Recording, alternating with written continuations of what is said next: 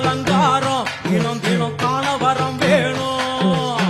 அம்மன் அலங்காரம் தினம் தினம் காண வரம் வேணும். அம்மன் அலங்காரம் கண்டுவிட்டா நம்ம குறை தீரும். அம்மன் அலங்காரம் கண்டுவிட்டா நம்ம குறை தீரும். அம்மனுக்கு விரதம் ஆதி முதல் இன்று வரை வழக்கம். அம்மனுக்கு விரதம் ஆதி முதல்